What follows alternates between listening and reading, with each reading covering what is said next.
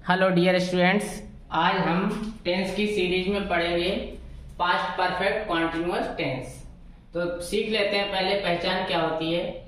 वाक्यों के अंत में रहा था, रही थी, रहे थे प्लस समय दिया होता है।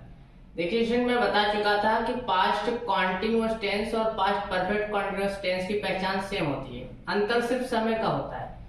वाक्यों के अंत में रहा था, रही थी, रहे थे के साथ समय दिया होगा तो वो पास्ट परफेक्ट कॉन्टिन्यूअस होगा। अगर समय नहीं दिया होगा तो वह पास्ट कॉन्टिन्यूअस टेंस का होगा। जैसे कि इस एग्जाम्पल में देख वे 2 घंटे से क्रिकेट खेल रहे थे।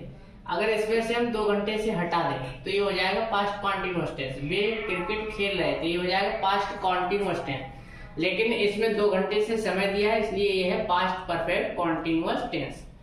इसको अफर्मेटिव सेंटेंस के बनाने का रूल होगा सब्जेक्ट प्लस हेल्पिंग वर्ब के रूप में आएगा हैड बीन, वर्ब में आईएनजी, ऑब्जेक्ट, सिंस या फॉर प्लस टाइम। ज्यादातर रूल ऑब्जेक्ट में फिनिश हो रहे थे, लेकिन अभी समय दिया है तो समय से पहले हमें एक प्रीपोजिशन लेना होता है, सिंस या फॉर। निश्चित समय के लिए सिंस का प्रयोग करते हैं और अनिश्चित समय के लिए हम फॉर का प्रयोग करते हैं। तो इस प्रकार से रूल होगा तुम्हारा सब्जेक्ट हैड बीन, वर्ब की फर्स्ट फॉर्म में आएगी, object, since, for plus time. वे 2 घंटे से क्रिकेट खेल रहे थे, सब्जेक्ट हो गया दे, हेल्पिंग वर्ब लगा दी हमने हैड बीन, खेल रहे थे, खेलने के लिए प्ले, प्ले में आएगी प्लेइंग क्रिकेट फॉर 2 आवर्स। घंटे अनिश्चित समय होता है इसलिए हमने फॉर का प्रयोग किया, 2 घंटे 2 आवर्स का यूज हो गया। दूसरा एग्जांपल देखिए, सुनील जनवरी से यहाँ रह रहा था। सुनील सब्जेक्ट हो गया, हेल्पिंग वर्ब हैड बीन हो गई, रहना, रहने के लिए लिव और आएंगे लिविंग हियर सिंस जनवरी। जनवरी यानी कि महीने का नाम दिया होगा तो वो निश्चित समय हो जाता है, और महीने की अगर संख्या दे रखी होगी तो वो अनिश्चित समय होगा।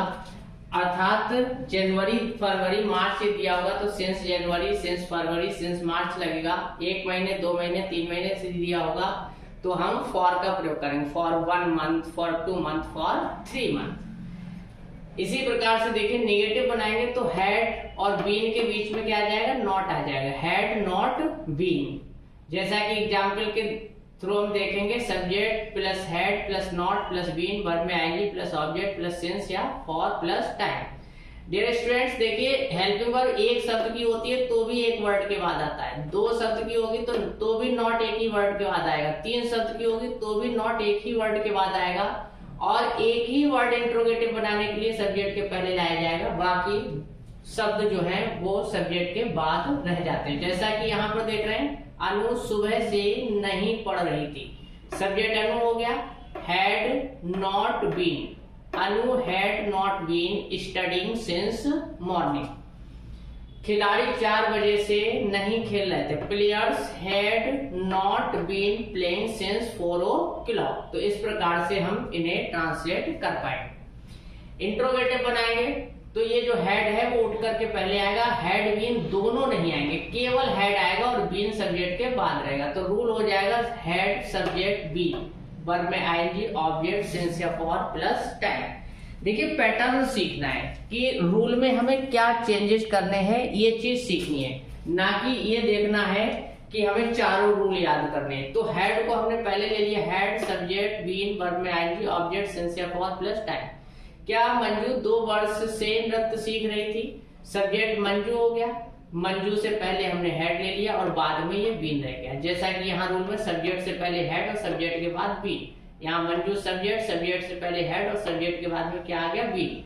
हैड मंजू बीन सीख रही थी, वर्ब क्या है इसमें, सीखना, सीखने के लिए लर्न और आईएनजी जोड़ा, लर्निंग। क्या सीख रही थी, नृत्य, डांस फॉर 2 years, 2 वर्ष से। 2 वर्ष एक अनिश्चित समय है इसलिए फॉर का यूज हुआ। मंजू 2 वर्ष से क्या सीख रही थी, देखिए यहाँ पर क्या बीच में आया, अब हमें क्या की अंग्रेजी लगानी पड़ेगी, व्हाट। यहाँ क्या शुरू में था तो अंग्रेजी नहीं लगानी पड़ी, केवल हेल्पिंग वर्ब को आगे करने से काम चल गया।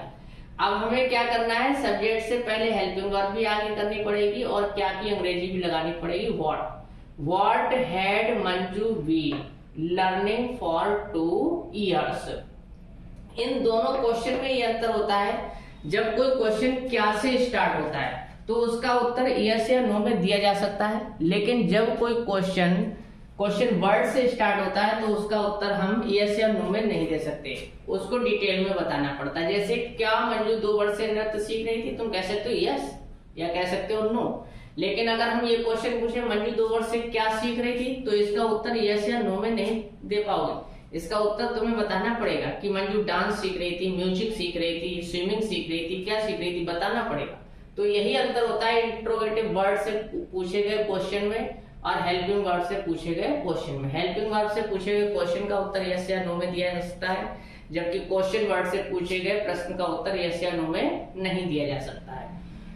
इंट्रोगेटिव नेगेटिव बनाएंगे तो सब्जेक्ट से पहले हैड और बाद में नॉट और बीन। सब्जेक्ट से पहले हैड और बाद में नॉट और बीन रहेगा। वर्ब में आईएनजी, ऑब्जेक्ट, सिंस या फॉर प्लस टाइम। अंकित 4 बजे से क्यों नहीं पढ़ रहा था? सब्जेक्ट अंकित हो गया, अंकित से पहले हैड और अंकित के बाद नॉट और बीन। जैसे कि यहाँ पर देख रहे हैं सब्जेक्ट से पहले हैड, सब्जेक्ट के बाद नॉट और बीन। यहाँ सब्जेक्ट अंकित है, अंकित से पहले हैड और अंकित के बाद नॉट और बीन। और इंट्रोगेटिव वर्ड भी दिया है, क्यों? तो इसकी अंग्रेजी यहाँ पर लगी। तो why had Ankit not been.